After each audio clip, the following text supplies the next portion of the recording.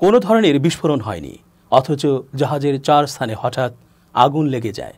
আবার আগুন লাগার সময় জাহাজের পাশ দিয়ে একটি স্পিড বোটও চলে যেতে দেখা যায়। সব মিলিয়ে এমটি বাংলা সৌরভ জাহাজে অগ্নিকাণ্ড প্রাথমিকভাবে নাশকতা বলে ধারণা করছে কর্তৃপক্ষ। যদিও প্রকৃত কারণ তদন্ত সাপেক্ষে জানা যাবে বলে মন্তব্য করেছে বাংলাদেশ শিপিং কর্পোরেশন বিএসসি। শনিবার সকাল 10:30টার দিকে চট্টগ্রামের প্রধান কার্যালয়ে সংবাদ সম্মেলন করে সংস্থাটি। এতে কথা বলেন বিএসসির ব্যবস্থাপনা পরিচালক কমোডোর মাহমুদুল মালেক।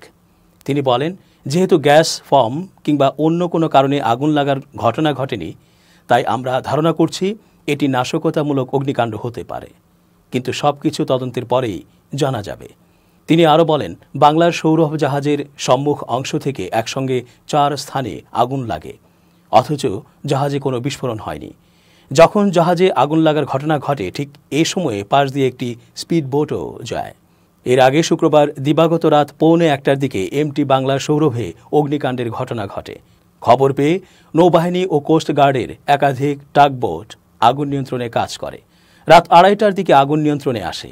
জাহাজে আগুন লাগার পর 48 নাবিক সমুদ্রে লাফ দেয়।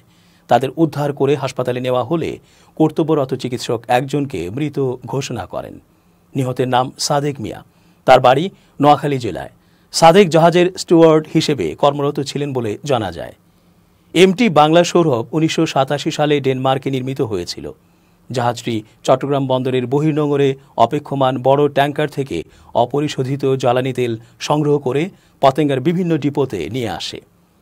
এর আগে গত 30 অক্টোবর বিএসসির মালিকানাধীন জাহাজ এমটি বাংলার জ্যোতিতে বিস্ফোরণের পর অগ্নিকাণ্ডের ঘটনা ঘটে। এ ঘটনায় 3 জন নিহত হয়। কয়েকদিনের মাথায় একই ধরনের রাষ্ট্রায়ত্ত আরেকটি জাহাজে অগ্নিকাণ্ডের ঘটনা ঘটল।